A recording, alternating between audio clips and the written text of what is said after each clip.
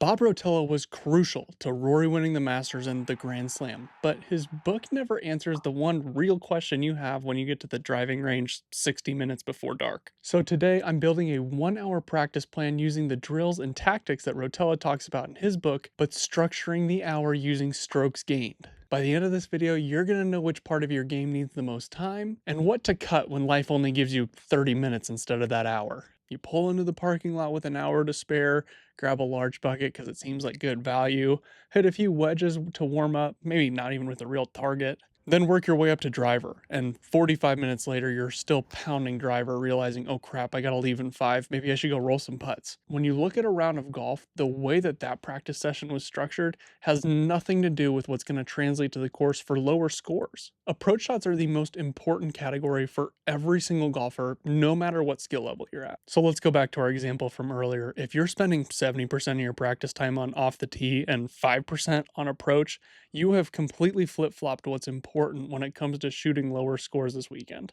So here's how that time breaks down for an hour-long session. Approach shots get 22 minutes, putting gets 17, off the tee gets 12, and around the green gets 9. Knowing where to spend your time is half the battle, but knowing how to spend that time is where this really comes in. I'll give you an example here. If I was to study for a Spanish exam and I've got 50 note cards and I keep doing the same note card over and over and over again, am I getting any better at Spanish? Absolutely not.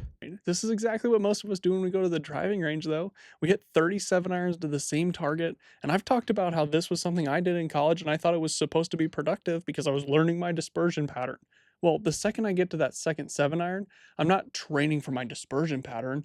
The realistic situation where I'm going to hit a second 7 iron to the same target on course is if I hit a penalty shot.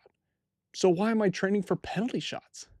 Rotella breaks this up really nicely into training and trusting mode. Training is going to be your mechanical work, and he says it should be at most 40% of your time if you're working on a swing change. Trusting is when we're switching up targets and clubs, more random practice. Let's get into the 60-minute training plan. So the first 9 minutes are going to be approach play training.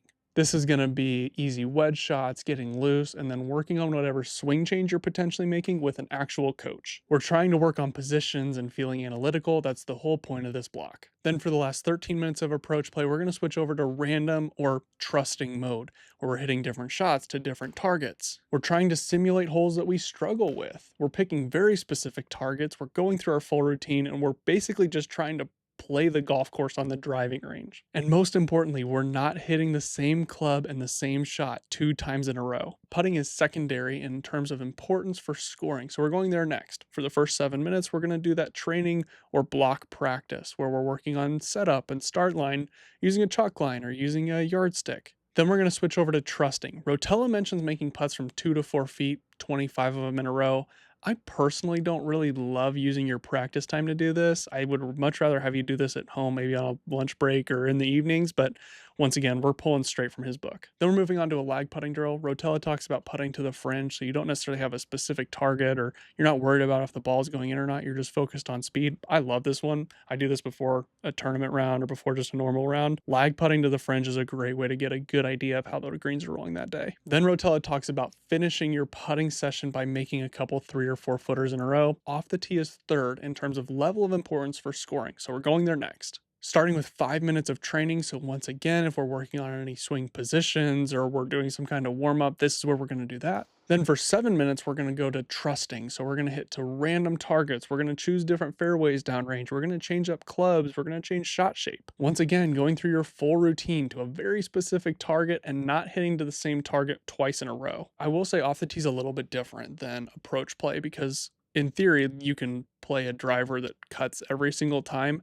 I do think it's wise to be aware of what makes it draw, though, because if you do happen to go out to the course one day and you're hitting draws and you're used to hitting fades, it's good to know either how to fix it or how to lean into that and play it. Finally, we've got around the green, which is the least important part of scoring, but it's still important. So we're going to spend 3 minutes in that training phase, maybe hitting some stock chips from the fringe, really working on contact or setup or where our weight's at.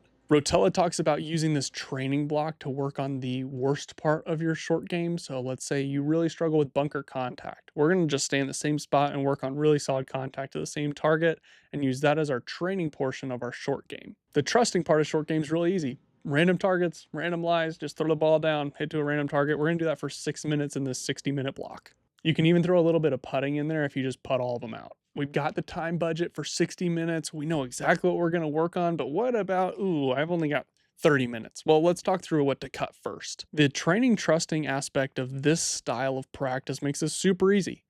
We're just going to practice trusting. They're both important, but if you have to pick one, you're going to have to pick trusting. So this might look like 12 minutes on approach play, 10 minutes putting, and 8 minutes off the tee. Effectively, we're just trying to simulate as many holes as we possibly can in 30 minutes. I know we talked about in order of importance, but the best way to do this to save yourself the most time is to go to the putting green first, start getting some feels. I think there's a lot of benefits to starting on the putting green and then going and hitting balls.